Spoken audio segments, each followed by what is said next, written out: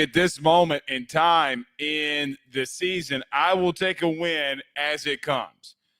Welcome in, everybody. I am your host, Blake Ruffino. Welcome into Are You Serious Sports Postgame. LSU defeats the Vanderbilt Commodores 24-17. LSU breaks off their three-game losing skid by getting a win. And what I will characterize as two things. Number one, a game that kind of pisses me off a little because this is why you should stay with the running game and never get away from it. That's number one. And for people who didn't watch during the week, just so everybody is clear, Vandy had the 36th best run defense in the country last year. They held Texas to 104 rushing yards, which, by the way, you got in the first half with both of your running backs, and only held Alabama, who lost tonight. I see that even though we got beat by them, that some LSU media still think it's funny to say it's burning. Despicable. But they only ran for 84 yards. So even though I am very happy, it also pisses me off just a little bit to know that you had 148 yards on 28 carries by your running backs along with 2 touchdowns. But we will break this game down in its infancy. Everybody do us a favor by hitting the like and share. If you're on Facebook, share to all those groups and to all the social media pages. You're watching us, listening to us on YouTube. Like, subscribe, notification bell, wherever you listen to podcasts. Rate, review, and subscribe. Every postgame show is brought to you by our good friends over at betonline.ag. Use that promo code BELIEVE50. That's BELIEVE50, BLEAV 50. You'll receive your 50% off welcome bonus on that first deposit. That's betonline.ag, where the action happens. And our good friends over at the Athletic Collection, shop-tac.com. That's shop-tac.com. You can go over there today, use that promo code AYS15 at checkout. You'll get a 15% off, 15% off of your order. Speaking of merch, I got one of those camouflage LSU hoodies today.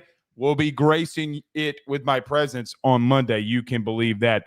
Nevertheless, hit the like and share. We greatly appreciate it. If it's your first time watching the show, do us a favor, hit the like and share. But you have thoughts, questions, concerns. There's 2 ways you can do them. You can send in super chats, which I ask humbly if you do. Put in a comment. Don't forget to comment. We'll get to all of those. Or you can wait to the end. We'll get to the phone calls. Sending in the super chats does help us, though, grow as a channel. We've grown a lot, but it does help us. You can send those in through the YouTube chat or just wait till the phone calls at the end. But I recommend you do both. Highly, highly recommend that you do both. All right. Let's get to the game here. So LSU started off the game with a 3-and-out. Really bad sequencing, really bad to start open the drive. You fumbled the opening kickoff. Xavier Thomas was able to get it back. And guys, you just came out sluggish to start the game. Caden Durham had a run for 3. Garrett had a check down for 4. You had a false start by DJ Chester, who, guys, I just don't – like, I don't understand that, why he is doing that. Maybe it was this clapping that Vandy was doing. You know, I tweeted this out earlier in the game. I'm like, I feel like their DB safety is clapping. Didn't call it until the last part of the game, though. Garrett Nussmeier has a pass to Kyron Lacey. He throws the ball for 1 yard in front of the line of sticks. You just can't happen. You have a 3-and-out. The very first play from Vandy, a play-action fade route shot to Quincy Skinner for 63 yards and a touchdown would open the scoring drive. And right then, I was like, man, either one of 2 things are going to happen. Either you're going to be in a situation where you're just like, hey, man, we're not going to play this game. We're done, whatever. Or you're going to come out and fight back and get 7, which we obviously know that they did on the very next drive. But, man, what an outright horrible way to start off a game. I mean, it just, guys, safety play, let's just take it for what it is. Whether it be on the first drive or the last drive that Vandy had, you had a safety in a position, the same safety in the position where he gets baited in on a play action, and then he tries to swat a ball down and completely whiffs and would lead to 2 scoring drives for Vandy tonight. 14 points that you gave up to Vandy that could have been avoided. Like completely avoided if you just had some safety help.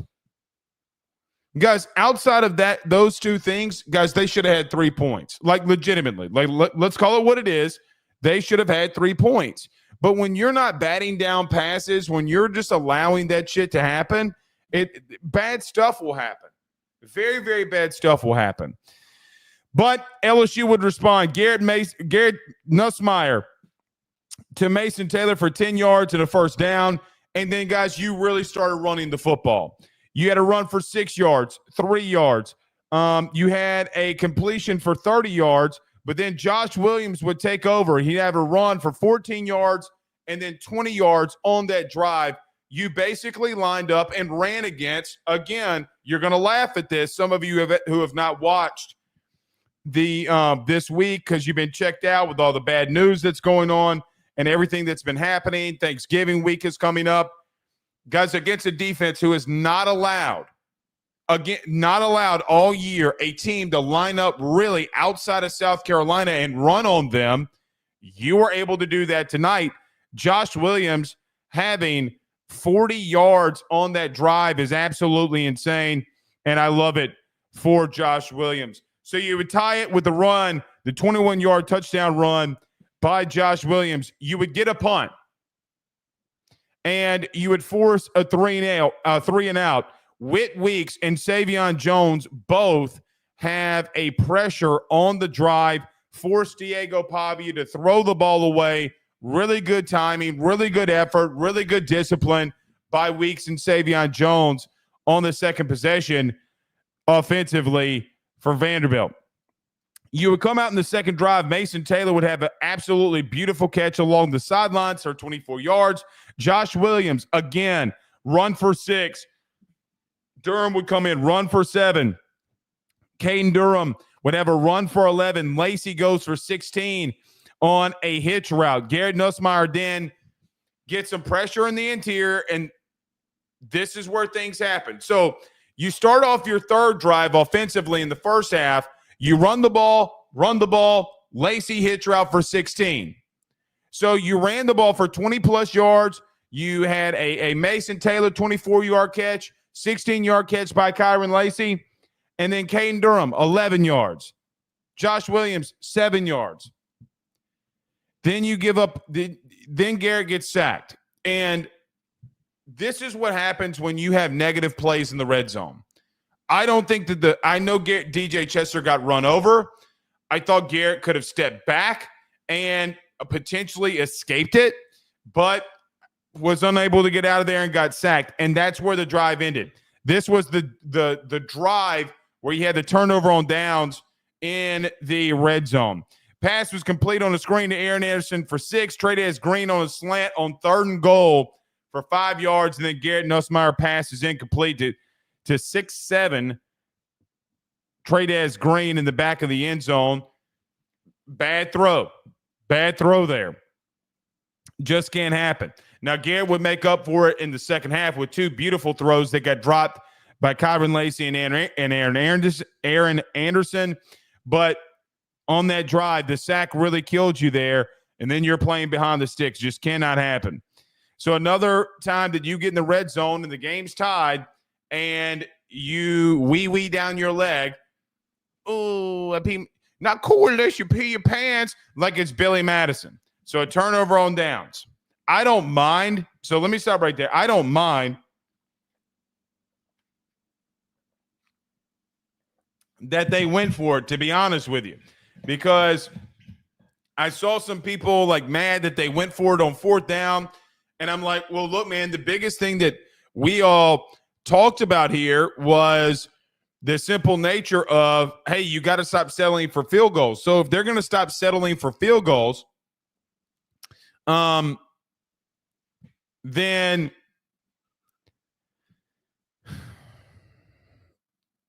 you got to go for it. Now that, as I just mentioned, because I know what's going to happen in the chat, because I said Garrett had a bad throw on 4th down. Literally tweeted it. Literally, I'm saying it here. He had 2 bad catches in the red zone, because I know that the minority in here is going to freak out. Oh, there goes Blake again. No, it's a bad throw. We can make a distinction if you have a brain and you're not drunk and you're not a dumbass. All right. So LSU would give the ball back on turnover on downs. They would force a 6-play drive and a punt by Vanderbilt on their 3rd drive defensively. They had a screen that went to no gain. Major Burns. Skinner has a hitch for 7. Diego Pavia, though, did have a 35-yard run on an option. Look, man, running quarterbacks this year, your linebacker and safety play is bad. And you're getting eaten up there. Now, LSU went into a 4-3. They went with Weeks, Penn, and sometimes West Weeks got a drive in there, but they went with Weeks, Penn, and Devon Keys.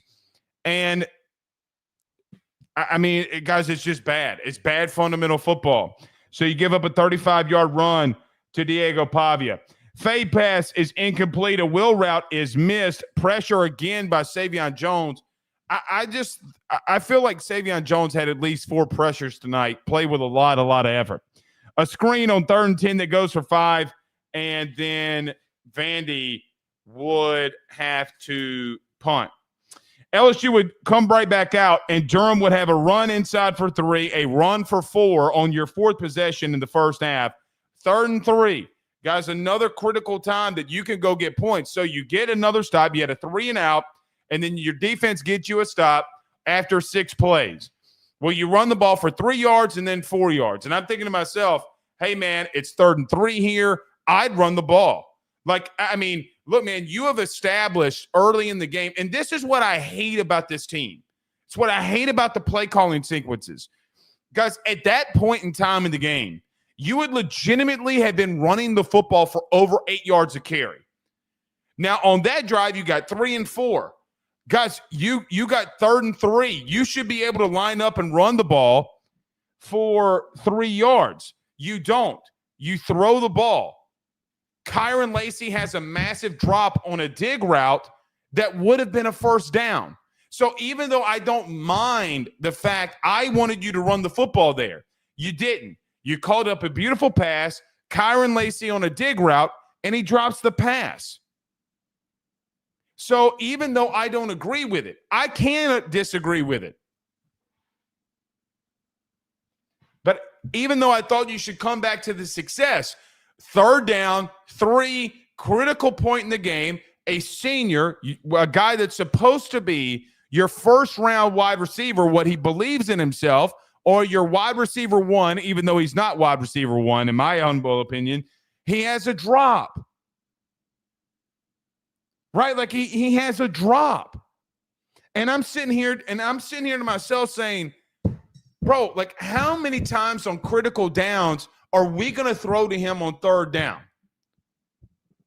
In crunch situations. I think Kyron comes up with a lot of big plays, but in critical moments, man, that's yet another drop. I would love to know who has the all-time record for drops in a season between Kayshawn Booty, Brandon LaFell, and Kyron Lacey.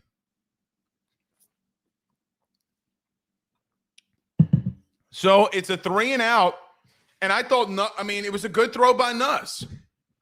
Guys, the ball the pass is a little behind. Not bad. It hit you right here in your right nipple. It hit Kyron right in his right titty nipple. That's got to be caught. NFL players make that play. NFL dudes make that play. And so, as bad as things have been this season, the simple stuff. So, guys, you're in through the first quarter. You're tied 7-7, okay? And then you have a 3 and out in the start of the second quarter. Because you're in a dogfight in the first half with Vandy. You can't have miscues like that. You just simply can't. And to be honest with you, it's why I wanted you to run the ball. How many times did Josh Williams have to go out tonight and go off, whether it be on a check down or just a pure run? And I'm like, I don't know, man. I simply don't know. All right.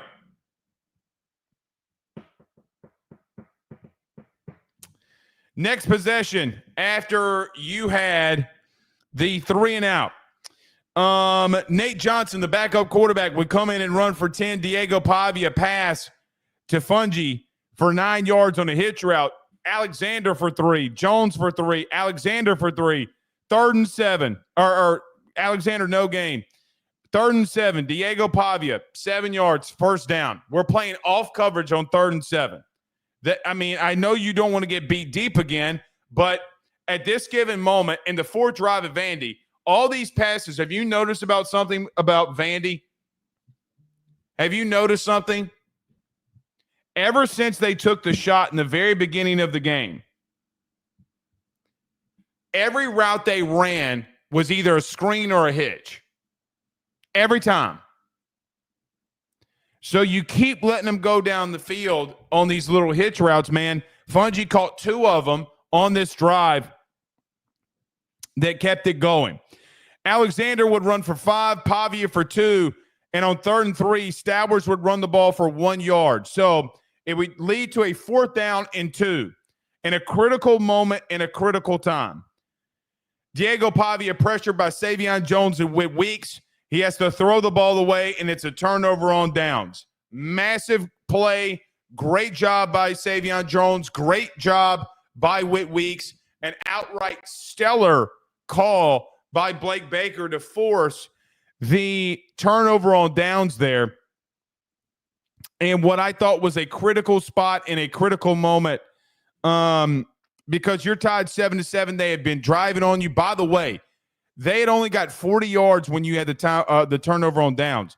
But this is what happens when you punt or you have a turnover on downs on Vandy. They want to hold on to the ball. Guys, think about this. They had the ball there for 6 minutes when Pavia had to throw it away on 4th and 2. That was a 6-minute drive. They had a 10-second drive, a 3-minute drive. But they got back to who they were in the first half right then and taking the ball away from him. So you're able to get away from it. Let's get to the second score, or the scoring drive, to pretty much ended the first half. Josh Williams gets a carry for no gain. Garrett Nussmeier completes to C.J. Daniels for 9. Josh Williams would run for 8 yards on 3rd down. Nussmeier pass complete to C.J. Daniels for 14. LSU timeout. Williams for 8. Williams check down for 16. And then Josh Williams, another run for 21 yards and a touchdown. So let's go back to something here, because then that changed the score from it being 7-7 to 14-7. Let's go back to the drive that we just talked about.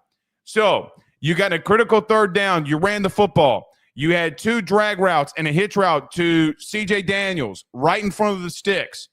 Sounds great. They want to play off coverage like Florida did to you. It's what you should have done last week too, but we're too anemic to running system type stuff. I for the love of me, I can't fucking get it, but it's just how it is. And then you have a dump down to Josh Williams. Then you give him the ball, 21 yards. This is why you lean on the running game. Blake, the interior has been bad. I don't care what any one of you think that you know. Vandy all year has been stout defensively against the run. And tonight you lined up and busted them in their mouth. Now, outside of the Garrett sack in the first half, which I'm not counting the sack as rushing yards. I'm talking about net true rushing yards. LSU had 11 carries for 104 yards between both of their backs.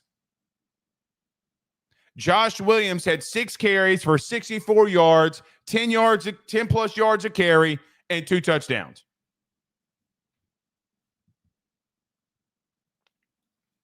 It's a masterclass, man. And guess what?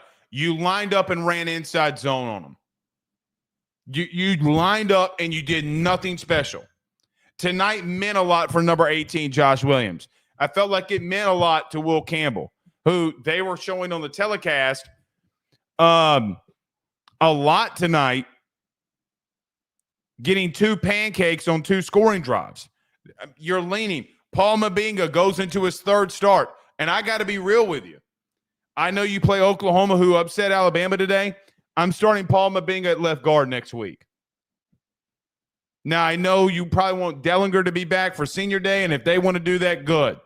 But, man, I got to tell you, get the young man reps. At least rotate him at minimum. Because him getting more reps, he's been getting better. He was really good tonight.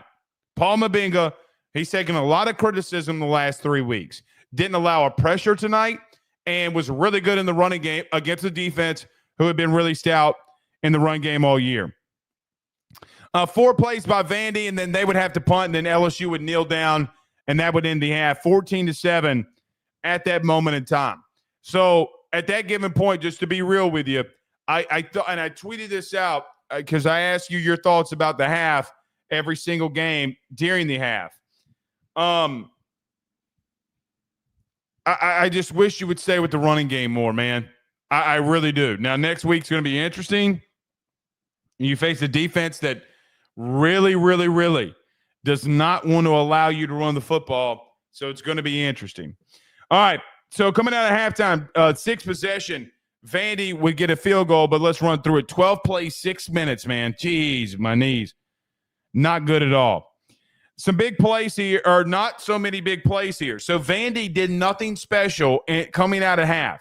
They have a gain of 5. They had a gain of 6. They have a gain of 5, gain of 6, gain of 2, gain of 7, gain of 18. That was a little significant. Gain of 1, gain of 7, false start, gain of 1, gain of 2, then a gain of 3. Then 4th and 4, they'd have to kick a field goal, which it was. No, wait. Why does it say field goal? Why did I write field goal? No, it is good. Yeah, so 14-7 or 14-10 there. So they just nickeled and dimed you all the way down the field. You stopped them on 4th down. They got a field goal. You come out in your first possession of the second half. Garrett throws an incompletion. Durham run for 1. C.J. Daniels for 9 yards and a first down. Caden Durham run for 5 yards. Aaron Anderson on an over route. Beautiful throw by Garrett for 21 yards and a first down. Garrett was really precise in the second half. And to start the second half, he went 10 for 10 after the first incompletion. Very precise.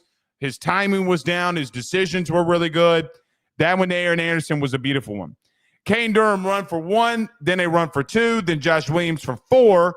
And on 4th and 5, you would have a Garrett Nussmeier, C.J. Daniels 24-yard gain that was really beautiful and really good play call by Sloan. Very next pass, Kyron Lacey is open on a wheel route in the back of the end zone from 12 yards and a touchdown. LSU would force a 3-and-out defensively. They would get a field goal on a 13-play, 6-minute drive. So when LSU made it 24-10, let's walk through that. Because this is the drive that should have extended it 28-10, but you had to settle for a field goal. False starts kill you. You're getting the ball down the field.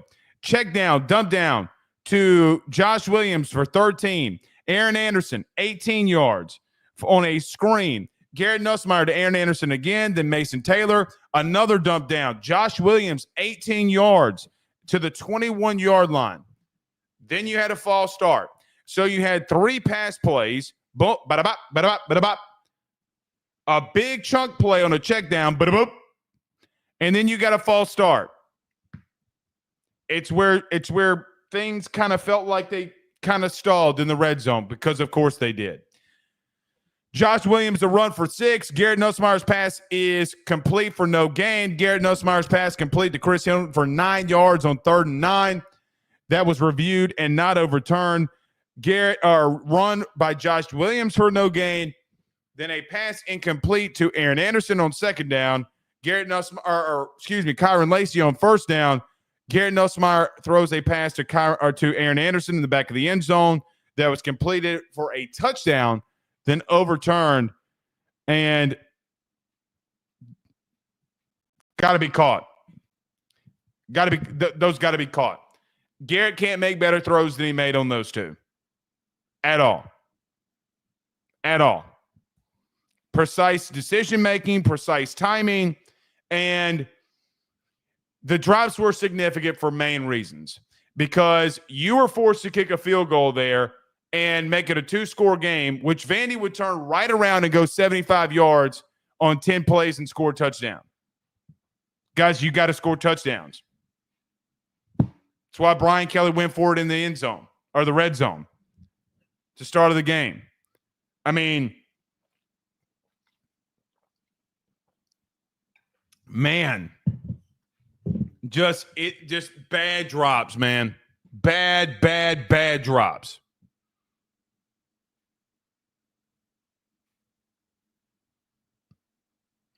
I don't know, I don't know what to say about that, really.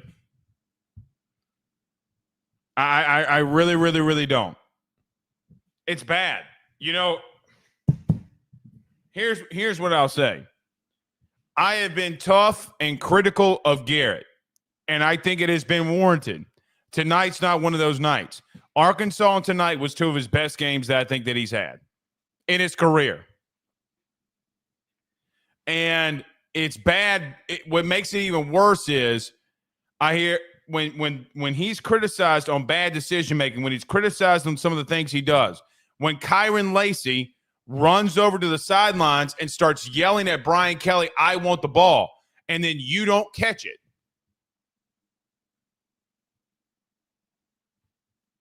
You don't hey man, you're not who you think you are. Simply, you're not. So the drops are horrendous. They're horrendous. Aaron Anderson's, I mean, look, that's a tough catch. I get it. You got to secure that, man. It's a beautiful throw by Garrett. Beautiful play call by Sloan. I just don't get it, man. We complain about so many things, but when you can't catch the ball, I mean, man, look, one's a 5-star and one thinks he's a first-round guy. Well, you're not making first-round plays. You simply aren't.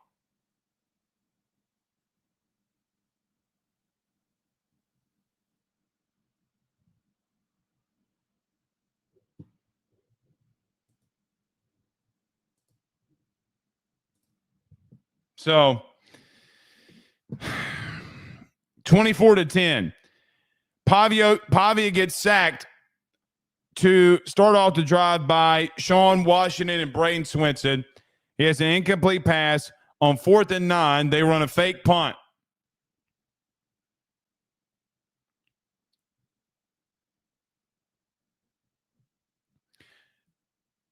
That's why you need a special teams coordinator. This touchdown drive is on BK. It's on BK. So we can say whatever we want. That one's on him. Diego Pavia on the very next play. Or no, you have an A.J. Newberry 10-yard run. The very next play was the Jordan Gilbert not batting the ball down. Pass goes for 39 yards. Then they get a 9-yard gain, 6-yard gain, touchdown Diego Pavia. So 2 massive plays, 2 massive miscues, 2 massive issues. Guys, the special teams call brilliant by Clark Lee. Absolutely brilliant by him. Knew what you were going to do and quite simply went for it, and you had no answer. Guys, that kind of stuff pisses me off. Like, you thought that he was just going to roll over, right? Oh, we got our first super chat of the night. Rolo. Yeah, send in super chats. You got comments, thoughts, concerns. I mean, yeah, man. Just not in a That shit bugs the that's the stuff that bugs the shit out of me. It bugs the shit out of me. So it is what it is, man.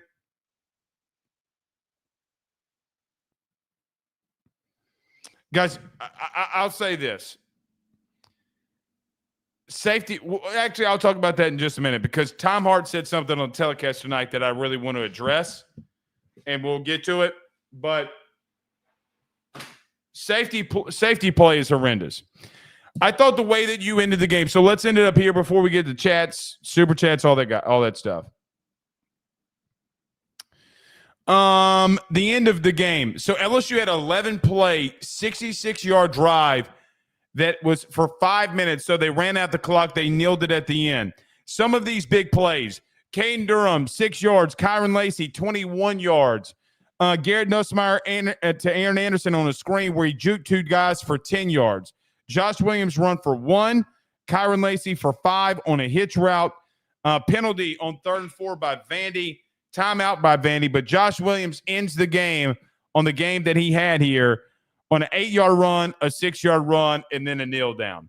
So the final stat line in this one is basically the Josh Williams special, if we're going to be honest. You did score a touchdown in every quarter besides the final quarter at the end there. But Josh Williams, man, if it were me, I'm giving him the game ball tonight.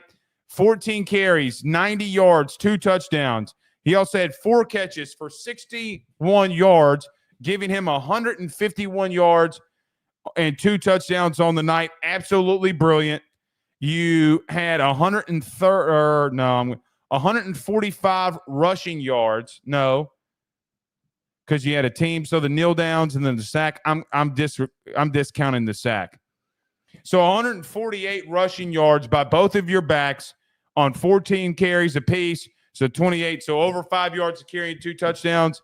That was the game in and of itself. Something else I want to point out. During the week, I panicked. And especially on Wednesday, I panicked that if you allowed Vandy to be good on 3rd down, you were going to lose. Vandy was 2 for 10 on the night. You were 8 of 13. So very good there. Penalties were down for both teams. And ironically, man, what's something that's interesting, the last 2 games, you have won the time of possession in both of those games. So very interesting.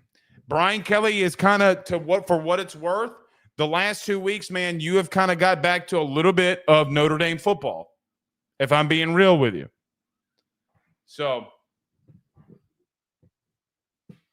it is what it is. I thought overall it was a good game, not a great game. I thought you left a lot on the field. And I need to address something before we move on to Super Chats, phone calls, and all that stuff. I don't know if you heard. Let me mark this down. What time is this?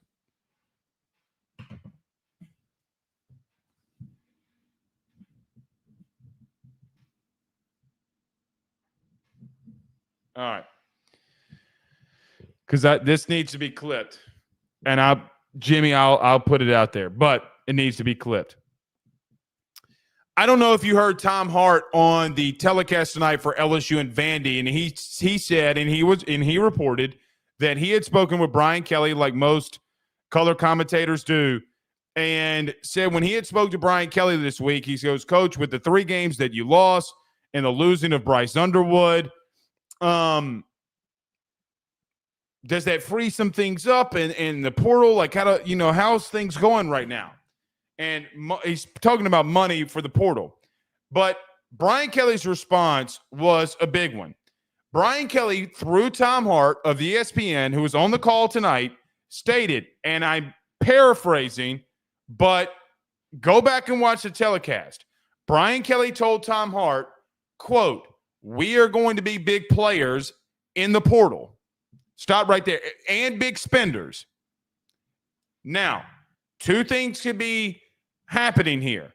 I'm taking Tom Hart at his word. Until Brian Kelly says otherwise, Brian Kelly's not saying that tongue in cheek. So you lose Bryce Underwood on a Thursday. Then you have Tom Hart speaking with him on a Friday saying, "Hey, we're going to be big spenders." Now, is Tom Hart expounding all that? And I like Tom. I think he's really good at his job. I like him more in baseball than football, but he can be a little goofy with this kind of stuff too. So I'm going to take the man at his word. Per Brian Kelly, we are going to be big spenders in the portal. You better go spend.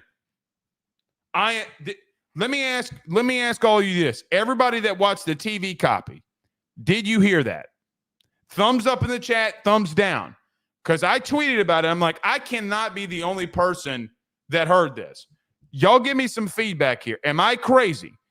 Did I hear that correctly on the telecast from Tom Hart tonight? Because I cannot be the only one that heard that said.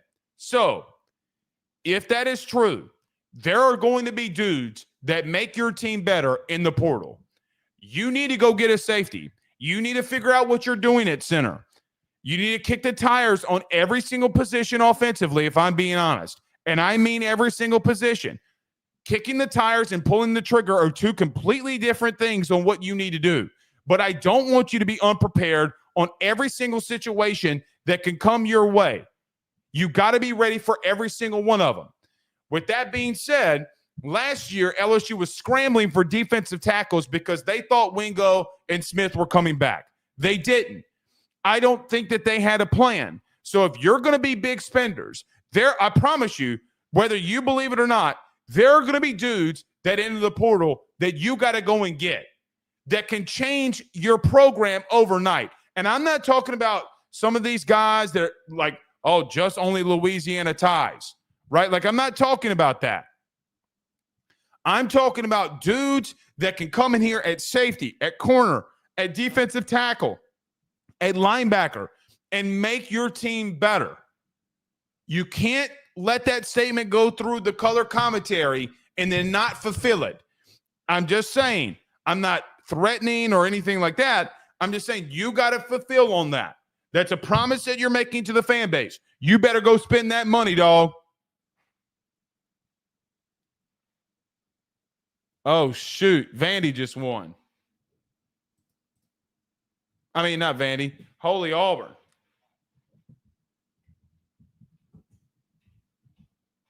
Man, the SEC has completely beaten itself up today. Bama went down, Ole Miss went down, and now Texas A&M went down. Oh, wait, no. It's another 2-point conversion.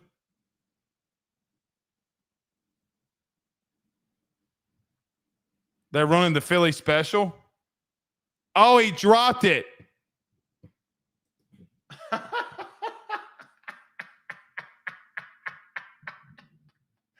Oh, no. New Year, same Texas A&M. Oh, no. Oh, no.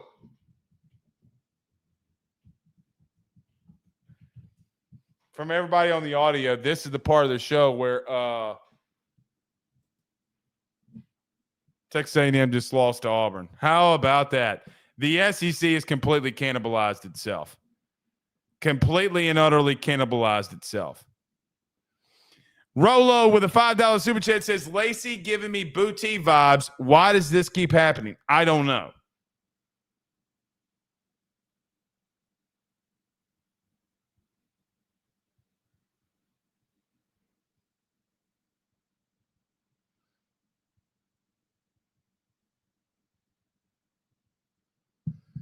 I don't know.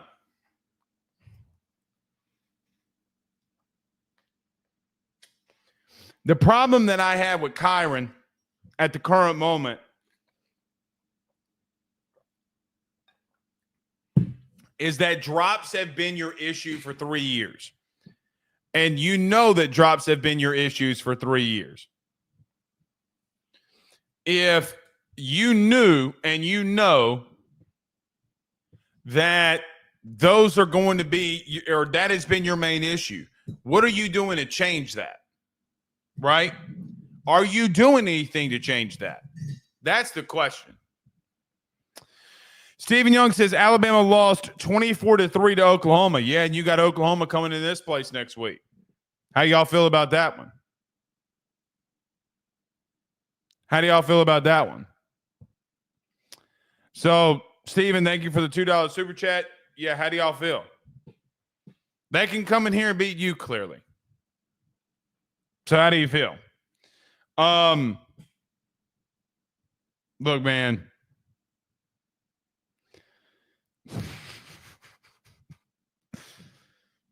The SEC has cannibalized itself.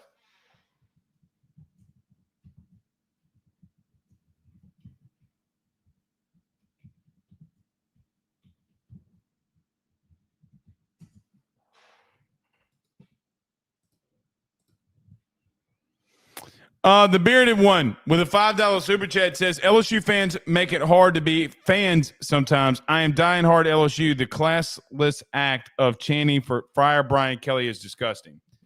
Well, I mean, 18 to 22-year-olds are mostly retarded. So sorry for the words, but they are.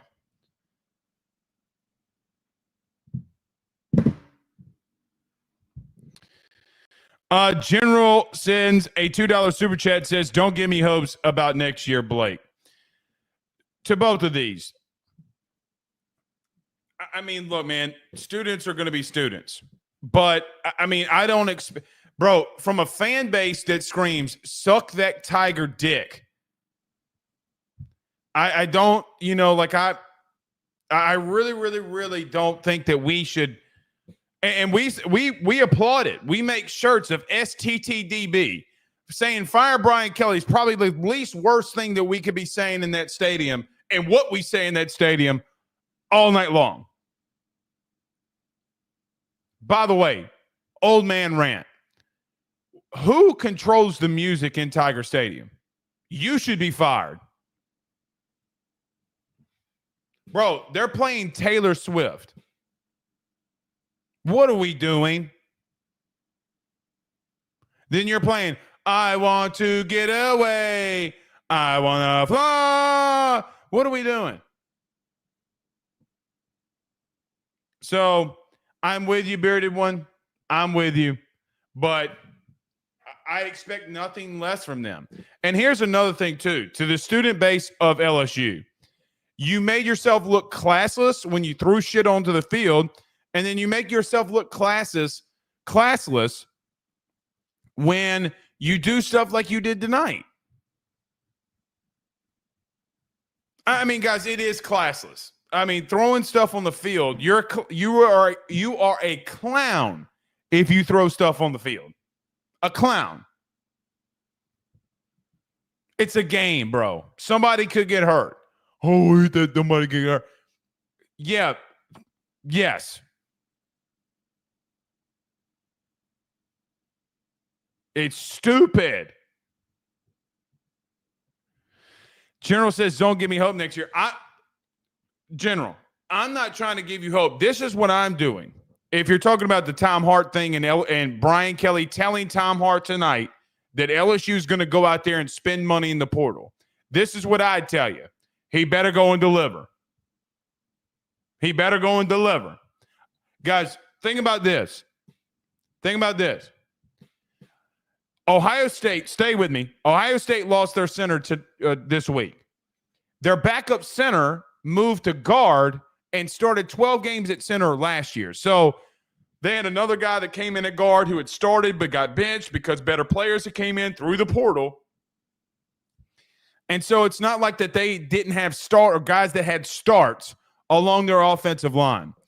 When Ohio State was down 7 and first and goal from the 2-yard line, CJ West. Do y'all remember CJ West? Y'all remember him? From Kent State? Massive DT in the portal. 3 straight plays, CJ West against Ohio State bursted through the line of scrimmage and made plays.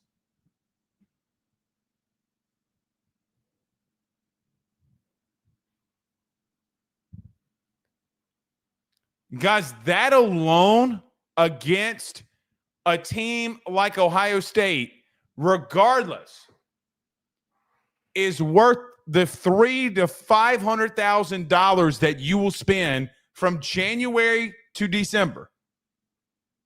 It's worth every penny. Newsflash, that's not the only time that CJ West made serious plays for Indiana this year. I just know that you as a fan, I cover the sport nationally with my buddy Joe, and we have our podcast. This is not the first time that CJ Daniels has been absolutely tearing shit up. So, with that being said, you better go spend it. And he said I meant about the portal. I mean, General, thank you for both the super chats. I'm with you. I'm with you. I get it. I understand it. But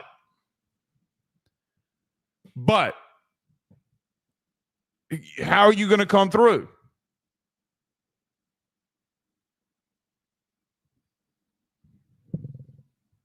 How are you going to come through? That's the question.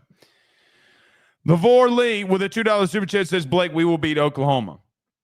Yeah, look, man. I let me tell you what gives me pause. LeVar, let me tell you what gives me pause, my guy. What gives me pause is you had a false start by your third-year starting right tackle, a guy that has started now. So that was the 11th game. So 11, 13, 20, 24. Then he started in 11 games his freshman year. So I have a right tackle who started 35 games at LSU, right? In the 35 games that Emory Jones has started, he's still jumping off sides. That, by the way, on a critical drive that you had to settle for a field goal. LeVar, what gives me pause, my guy, is this. You had 2 drops in the end zone. You had a drop by Kyron Lacey on 3rd down that would have kept the drive alive. I mean, it's those things.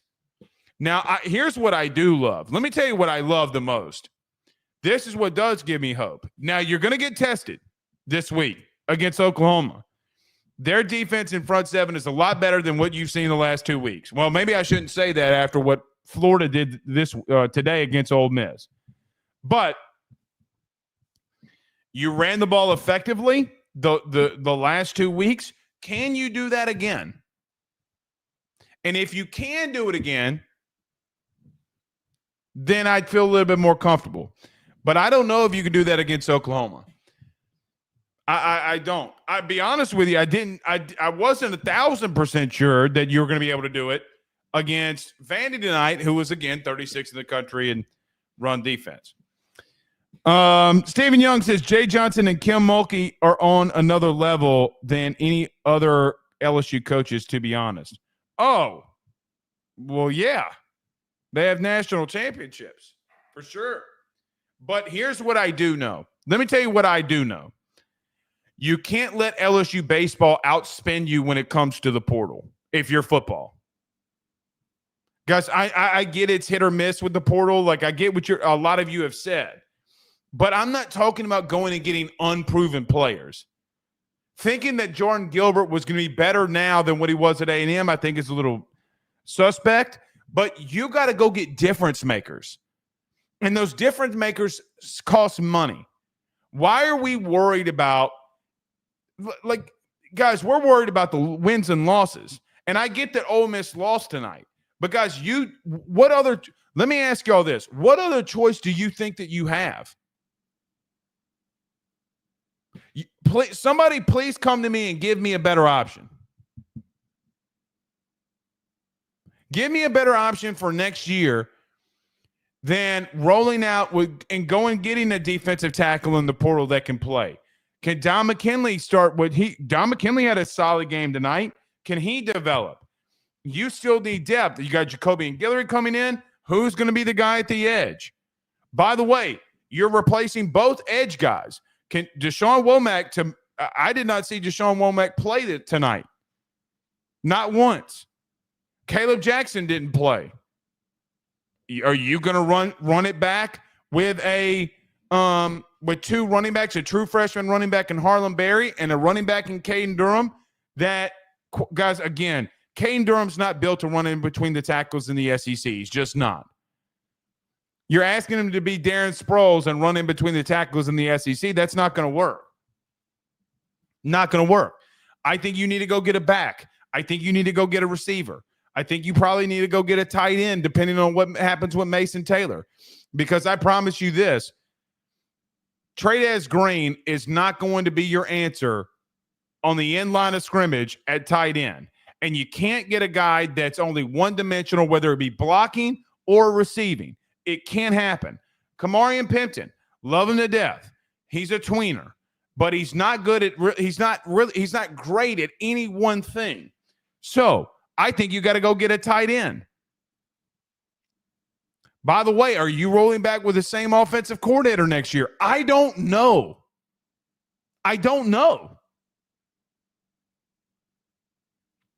But I know that you better go get some stuff.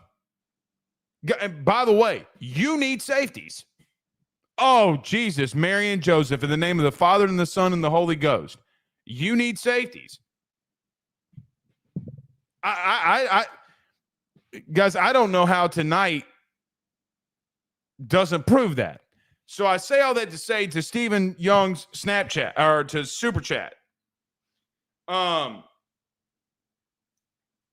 Jay Johnson spent a shitload of money in the portal. A shitload. In baseball, guys, he spent more money in the portal in the year that he won the national championship than the year that LSU football did this offseason.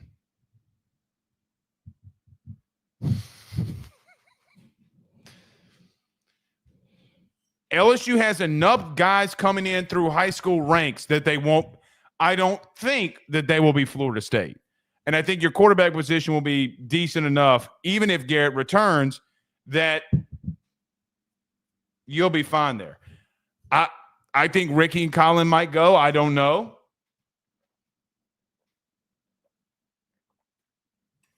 Does Garrett come back? And here's another thing. You don't have a quarterback in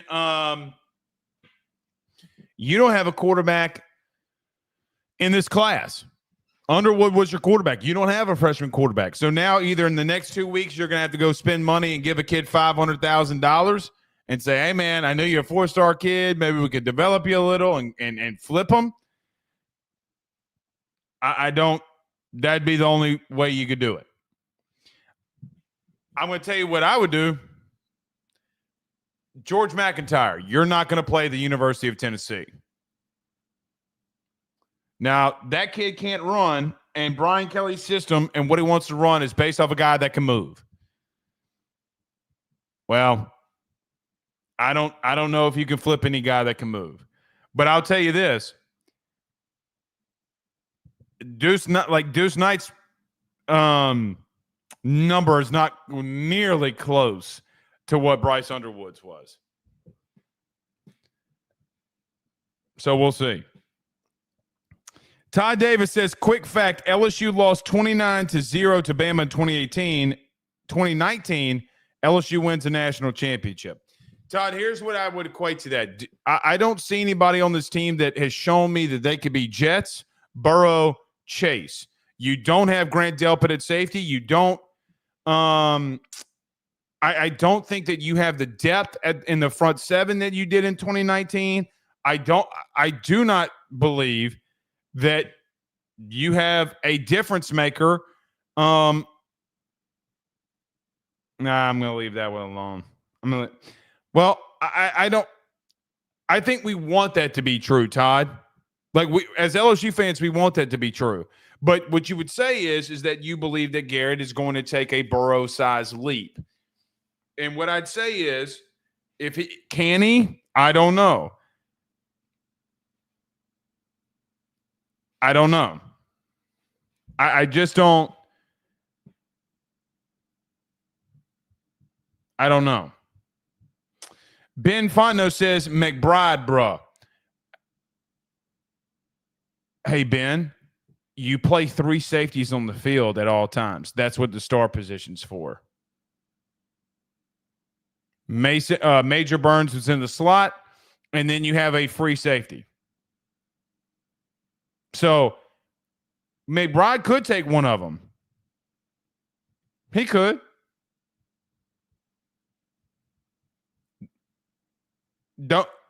Hey, Ben. Don't take a safety in the portal and see what happens. I double dog dare you to not take a safety in the portal and see what happens. I guarantee you're going to get your ass whooped. I guarantee it. I'm not guessing.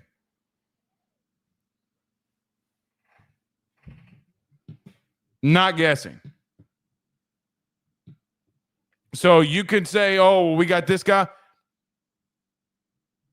Seeming like a dog and being a dog are two different things. You need two other safeties that could start, bud. You play three safeties on the field at all times. And neither one of them, there's nobody in this. You had to move Juwan Johnson from safety to running back. He hasn't played defense all year. You're going to start him, a guy who's never played defense? He's never played defense a day in his life until camp and then got moved. That ain't going to fly. And then you don't have a safety that can cover the other boundary, especially give you range over the top. You have to get difference makers. We don't have difference makers. We don't. I'm going to say that until I'm blue in the face.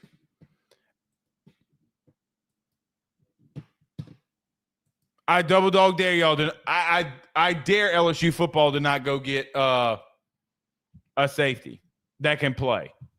I dare them. Y'all going to be sitting in here asking me, Blake, why does their secondary suck? And I'm going to say, because you don't have safety play worth a shit. And I ain't gonna say shit to you. All right. Damn, back-to-back shows doing calls. Jason, I'm going to say this again. I have been to practices. Don't go get a safety and see what happens. Are you going to roll out with 3 first-time starters at safety? Are you going to run Juwan Johnson, Joel Rogers, and Deshaun McBride at safety? Please, dear God, do it. Please, dear God, do it, and y'all go see what happens. All right, you're on the phone with Blake Ruffino. This is the AYS postgame show. Who do we have the pleasure of talking to? Hey, Blake, it's Dakota. Hey, Dakota, what'd you think of the game? I'm actually very happy that we came out with a win. That's the first thing. I think my key of happy that we won is I think Garrett played a much better game, but didn't have any turnovers tonight. Did not. Beautiful game from him. Decision-making wise, beautiful game. I like that we ran the ball a little bit more, held on to the ball, defense, besides the first drive when we gave up the big touchdown, I think the defense got some pressure on Pavia. And, I mean, yeah, it looks sluggish. We won by a touchdown, but you won the football game, and that's what matters. I agree, Dakota. I 100% agree. I thought that I think of all the games this year, the best decision-making that Nuss had was probably UCLA and tonight at any given point at LSU ever. Right. And I think like you were saying about the quarterback situation, I feel like next the 2025 season, I think we should keep Nuss. Hopefully he stays another year because I think we need him as much as we need next year because I don't know if, depending on what happens with Ricky Collins or AJ Swan and Colin Hurley, we need Nussmeier. He's our guy. If there's a portal that goes in, if there's a quarterback that goes in the portal like a Caden Salter or a Mensa or something like that, Dakota, I understand what you're saying. I would kick the tires and see what happens. Oh, I agree, absolutely. But other than that, Blake, if Cam Ward goes in the portal, if a Cam Ward goes in the portal, I'm going to get him. Oh, absolutely, yeah. Okay, and so get another quarterback to battle out with Nuss. I absolutely agree with you, Blake. Cam Ward doesn't come here to battle it with Nuss. Sorry. Oh no. Right. I mean, you got to kick the tires on everybody, man. I'm serious. Y'all think I hate the kid. I don't. I'm just telling you. What is Cam Ward worth $1 million today to Miami? Okay. Thank you for the call, Dakota. Thank you, Blake. 225-435-9387. 225-435-9387 is the phone number. You're on the phone with Blake Ruffino. Can you turn the post game down in the back? Blake, what's happening, baby? It's Daryl, man. Daryl, what did you think of the game? I thought we played well. I thought we played a complete game. Of course, we got nothing to play for at this point but pride. But they showed up. I appreciate the effort for them showing up. I think there's some glaring things that we got to talk about. A lot of things you've been saying today. If you can go get a QB in this offseason that can play, that can compete with us, or not even compete, if they can come in to win a job, you go get them. Preferably a quarterback that can run. We need another receiver. If not two, we need a tight end. We need a back. We need a big back. Somebody that we need size, man. That's what she said. She needed that size. She needs that size too. Listen, Blake, I think if you got $20 million in this war chest, you go spend all of it. You don't leave nothing behind. You go straight Dion. If you can go get players that can fill these holes, that can compete at SEC level, you go get them. And I don't care. Go get them. So, people arguing with me about, hey, we have this guy, we have that guy. You do not have a Caleb Downs. We don't. Right. We don't. No. When Caleb Downs, who goes in the portal, and I'm just throwing him out there as an example, okay? When that young man goes in the portal, and then he returns a punt for the house to the house today. All right. I don't want to hear about who you think can play. I know he can play. Mm-hmm. You get what you feel me? No, absolutely. You go get that $20 million. You go get difference makers. I'm not talking about somebody who got potential. I'm not somebody who got the measurables. I'm not talking about he's a star at this. No, you need to get somebody who comes in. He sees a play. It takes him 0.9 seconds to identify what's the read and attack, go downhill. You just got to get difference makers, man. So listen, It's a good win. I'm happy about this win. We hopefully we can establish this class of ours, man. We can keep the defense for the most part, and keep all of the different the playmakers we got. As far as the running back, we got the number one running back. We can keep all those guys, man. We'll be straight. But if you got a Cam Ward, like you just said, I don't want to hear shit. Ain't no competition. If you got somebody that can run, you go get him. Look, at minimum, Daryl, at minimum, I'm not saying move away from us. What I'm saying is, if there's a dude in the portal, if you're legitimately saying that you're going to go spend money, I don't know if Nuss gets better. Are you willing to risk it? No. Okay. No. Well, then that's the answer that Brian Kelly's got to ask himself, Daryl. It's no difference. It's no difference from when we brought Jaden in and Nuss was already here. You had two boys who thought they should have got the job. They left. I don't care. Yeah, he forced Miles into retirement. Hey, exactly, dog. At this point, and as much as we love him, but we still talking about potential. I'm not talking about potential. You get somebody in here that can. You get like the boy that was at Arizona State. I go give him a call. Listen, you go get playmakers, dog. So listen, great win. I'm happy we got this win. They try to salvage this class. But you got $20 goddamn million. You go get some dogs, man. I'm going to the Bank of America tomorrow morning. I'm serious. I'm spending every single nickel. I'm going to the Mafia in the morning. Don Cabo, give me that money. Hey, I don't care if you got to send IOUs like Ole Miss did. Hey, man. You go get them. And look, I'm not saying – look, the Ole Miss thing is the bad thing, and they'd be like, Blake, you can't do that. Look at Florida State and look at Ole Miss. But the counteract that I would have to that is simple. Oregon, Ohio State, Even A&M, even though they lost. I mean, all of those teams got better and got dudes. You just got to go get them. I appreciate the phone call, Daryl. All right, baby. All right, thanks, man. All right, you're on the phone with Blake Ruffino. This is the AYS postgame. What did you think of the game? Blake, this is Drew Rosenbaum from Meridian. How you doing, buddy? Good, man. How are you? Listen, man, tonight I thought it was just basically a back-to-basics type of win. Correct me if I'm wrong. I'm not going to correct you. I mean, I think you're pretty spot on there. All right. Now, next thing. I heard the remark about the 5.5 minute mark of the third quarter. Tom Hart made the remark about his little interview with Brian Kelly yesterday, and I immediately tweeted and I went to get on Twitter, and I saw you had posted it immediately, and I said I'd be calling. Now, let me say this. Tom Hart is not going to report that if Brian Kelly didn't say that. I'm sorry. He's not going to ruin his reputation on national television if he didn't say it. That gives me hope. Wild. It would be wild for him to do that. I'm taking him at his word, but I didn't hear Brian Kelly say it. And so I'm a little skeptical. You get what I'm saying?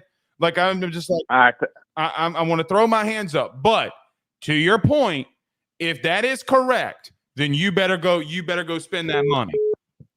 You're damn right. And I mean, and not just go penny. You better go get some dudes. And I mean, we need defensive back help. We need defense. I mean, we need help all over the damn field. And I mean, that's obvious. I mean, and let me just stop you right there and throw this out there to you too. Just for an example. Okay. I think you need a corner. Now, I understand that DJ Pickett and Cade Phillips are coming in potentially. Okay, but are you going to run two true freshmen out there with new starters at safety? Not no, but no. All right, then. No. Even though I think those guys can play, one of them's probably going to start. I don't know who, and they're going to both get playing time. But you ain't going to be on a massive playoff run with two freshman corners either. Hell no. This is the SEC. So, I think we got to go get a quarterback out of the portal as well. I mean, am I dreaming this, or I mean, we may have to flip somebody, and we got to go get somebody in the portal.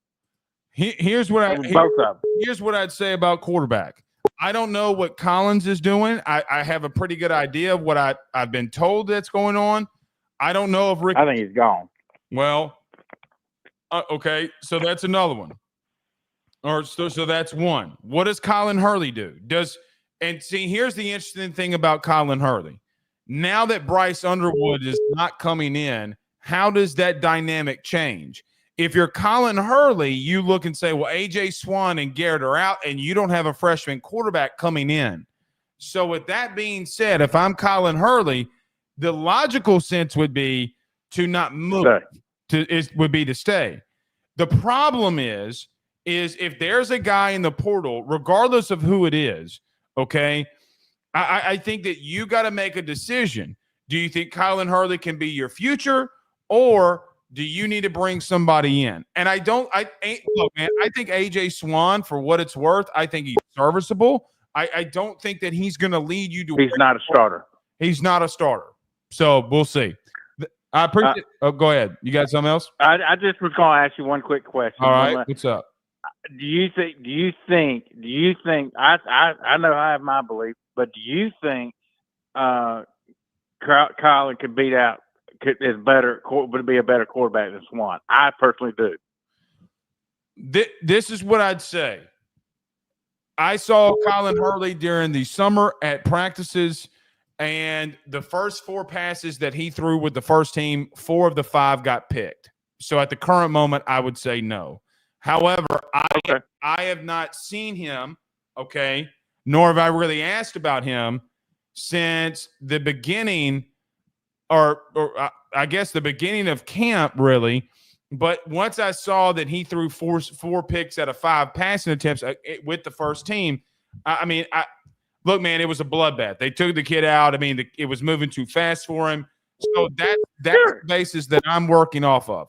At this given moment, now that he's through his freshman year, I have no idea where the kid is. So I can't make that judgment yet. Now, during bowl practices, I'm sure we're going to be able to go back to practice.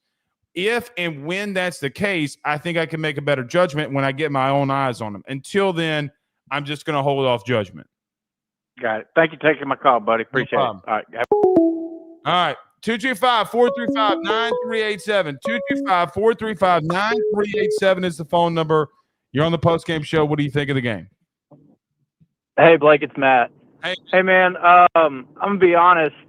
I've been down in the dumps all week with the Bryce Underwood situation. But, you know, I'll take a win when I can get it.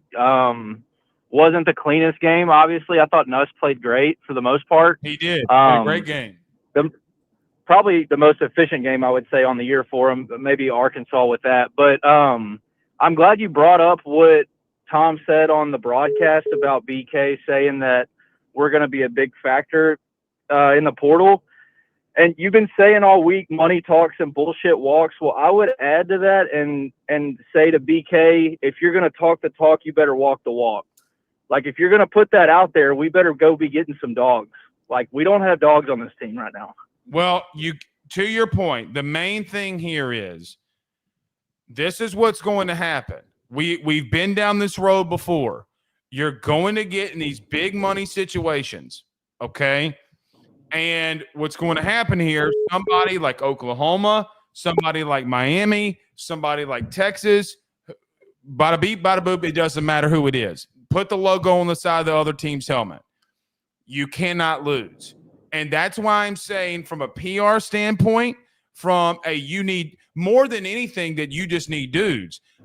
Like Matt, just to tell you this, you can't lose Jakeem Stewart to Oregon. It can't happen. No doubt. Cannot happen.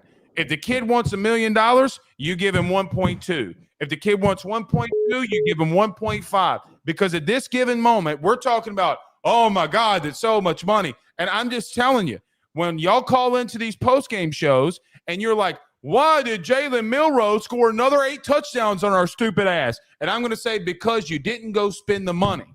That at the end of the day, it doesn't matter if you call inside zone, everybody has, or you call a double Philly special pass. It doesn't matter. You got to have dudes to go make plays for you, and you don't have a lot of them right now. I agree 100%. I mean, it's the day and age that we're in. If you want guys, you got to go pay for them, and you got to win the battles, like you're saying with Jakeem Stewart. I don't know if you could speak to it. I saw Cade Phillips was supposed to go to Texas this weekend, and he didn't end up going on that visit. I would assume that's a good sign, and hopefully, you know, BK and those guys are already starting the process of reallocating the money they had set aside for Underwood to keep some of those commits. And I feel like this is where Sherm kind of has to earn his money as the retention guy. Like, if they want to try to keep Emory or somebody like that around for next year, like, you got a chance to do it. I mean, look, the most savage thing of all time would be if Will Campbell and Emory came back. But here's the truth. In no way, no how, no shape, or no form am I telling Will Campbell to come back. The man needs to go make his money. However, I think Emory Jones has a tough decision that he's got to make. I mean, I agree. Here's the thing. I agree. Here's the thing that you're telling him, though. Can he work himself into a first round? Do you move him to left tackle? I don't know what you do, but here's what I do know. You're asking him to turn down $17 million guaranteed. So yeah, there comes a part here where I'm saying, do I think he should come back because he can work himself into a first rounder? Yes. But I'm just going to tell you, if Ben Ruffino, my son, is offered $17 million, I'm just going to tell y'all something. We in this bitch. We out. I mean, I'm gone. Okay? Like, we're out of here. So, again, I just want to make it clear where I would stand on that. I'm not telling the kid to come back, but there are some going to be – let me ask you this. What does Harold Perkins do? That was my next point. I mean, I know he didn't have the year that he expected to. I would imagine the draft stock is a little lower than he would have liked going into the year. He's a third-round pick right now. And I mean, if you were to sit him down in a room and tell him, do you think you're a third rounder or do you think you're higher? You would like to think that he thinks that he's better valued than that. So, I mean, I don't know. I feel like it's going to be an interesting offseason. It's probably already started, but yeah, I don't know, man. I appreciate the time, though. I'll let you get to another caller. And NJ Johnson, we trust. No doubt. Wear the golds. Thanks, Blake. All right. Thanks, man. All right. 225-435-9387. Bearded. It's right up here. It's right here above my big ass head. 225-435-9387 is the phone number. Whoever this 985 number is that keeps calling in, I'm going to try to get to you next. You called in 72 times. All right, you're on the phone with Blake Ruffino. This is the AYS postgame show. What do you think of the game? It's the bearded one. First off, I didn't see it above your big ass head. I'm sorry. But no, man, I've been watching you for a long time. First time caller. Only thing I want to say is I think people are panicking. I get it. It's fine to panic. But I put Brian Kelly on a 5-year plan. He took over a program that was in demise, right? Can we agree with that? Yes, but you're going to have to now you're going to have to sell me on a 5-year plan. Recruiting cycles, Blake. You know this. He has not had a full recruiting cycle come through the program yet. It has been transfer portal. He has had 4. This is his 4th. Yeah, and granted, we lost Bryce Underwood. I get it. Woe is me, sky is falling. I'm pissed just as much as any LSU fan. But I think we have pieces in place. Plus, I know we lost 2 other 4-stars in the last week. Detrimental. Sucks. Hate it. Can't stand it. But I think that we have enough pieces coming in. I'll give him 2 years. That's my thing. 5 years. He's going to be going into year 4 next year. I still think there's a lot to be seen. I think we got spoiled to watching what happened in year 1. We won the SEC West. That was pure luck, I'm going to say. And then we had a Heisman Trophy winner last year. Everybody's all excited about that. That was phenomenal because, I mean, I wasn't expecting it. Everybody was calling for Jaden Daniels' job in year 1. But I'm trusting the process. I could be naive and thinking that we're going to somehow turn this around, but I also want to see a full recruiting cycle come through the program. It has, if we can get them on campus. But Bearded one, it has been a full recruiting cycle, bud. So you have. Let me explain. You've had issues at safety, have we not? Correct, 100%. You missed 3 of the top 4 safeties in these last 4 recruiting classes. You missed Jabari Mack. Or Wardell Mack, you missed Jacoby Matthews, and you missed Derek Williams. So detrimental. Okay, you can only get so many detrimentals. So you need those dudes. You need those playmakers, and you don't have them. So the problem is you're saying, I'm going to give him the year 5. He hadn't had enough time. I got to Bearded one. I'm sorry. I got to call BS because you've had 4 years to get defensive linemen in here. 4 years to get interior defensive line help. You haven't done it. You've had time to get corners in here. You hadn't done it. You've had dudes in state that are starters at other programs in the SEC that you haven't brought in here. On the interior offensive line, well, you had a flip late 2 years ago that detrimentally hurt you. That kid's an SEC performer. And then, I'm just going to call it what it is. I love Frank to death. But Frank thought the Trey Holly case would be through, and it's not, and you don't have a back that can run in between the tackles. You're not going to go in the SEC next year having 2 backs that are under 210 pounds and think that they can run in between the tackles in the SEC. I don't think that you have a number 1 wide receiver, if I'm being honest, and I don't know where that's coming from.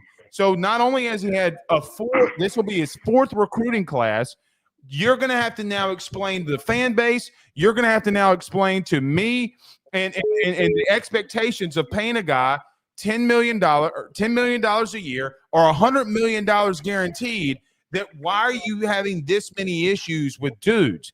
The reason is, and here's the truth, is because you've missed in recruiting. That's the reason. So he has gone through the 40 years. Now, I mean, at quarterback, you were hoping that was going to be Underwood. I don't know if the portal is not the best route, but I cannot back you on the notion or situation of that he needs more time. I can't do it because again, do you think that we? So this is my only thing, Blake. I hate to cut you off. I'm not trying to do that. Yeah, no, you're good. My only thing is, what was the best recruiting class he was going to bring in this year, right? 2025.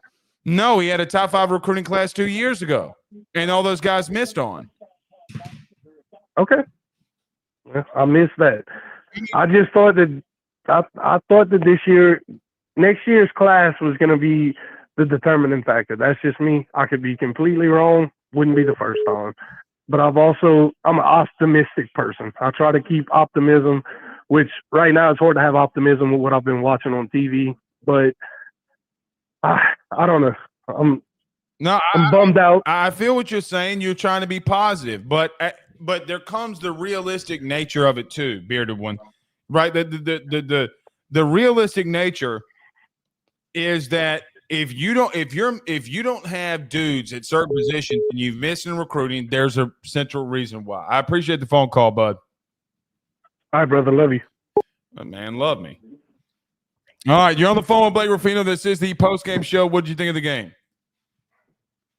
How's it going, Blake? My name's Devin. Thought the game was pretty good.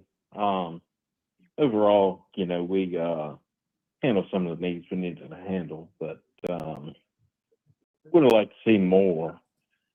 Would have liked to see more for sure, but overall, Vanderbilt coming in, beat Alabama. They've had some close games. Felt like we handled business, got what we needed to do done, and that's where we're at. Yeah, I mean, I agree. I thought it was a good game overall. I thought you could have played a lot cleaner, and the game would have been a lot better if you could have played cleaner in bigger situations. I mean, basically, yet again, the red zone is what bit you in the ass both times. Oh, definitely. We've definitely got to get that shit in the red zone cleaned up, because that's what's come back to bite you in all the games we've lost. Every one of them. Alabama. Other than Alabama, it came to bite you in the ass against Alabama too.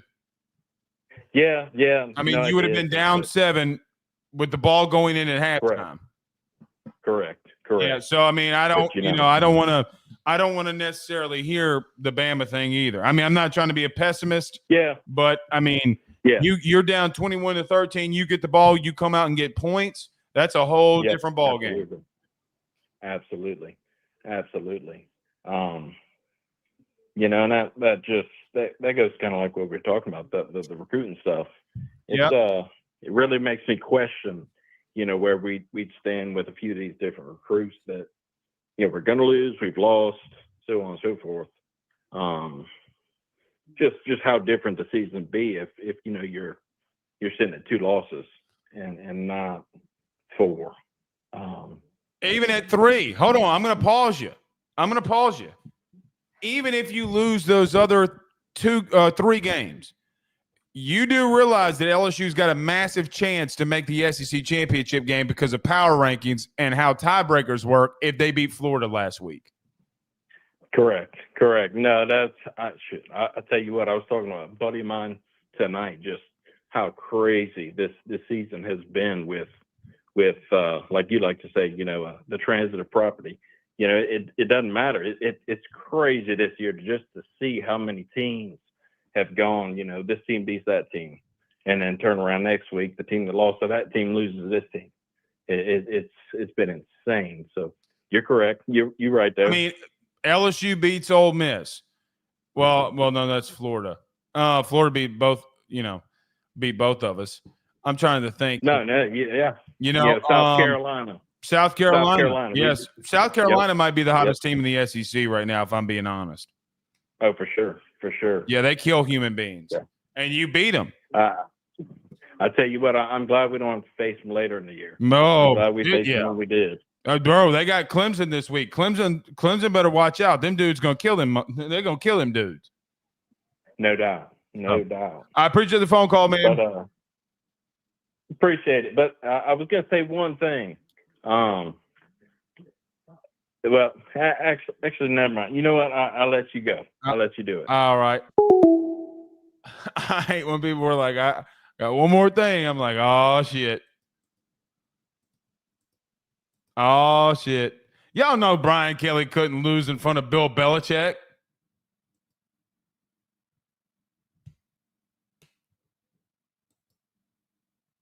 He couldn't. All right.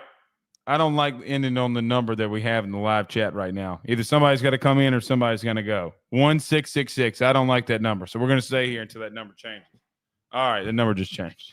All right.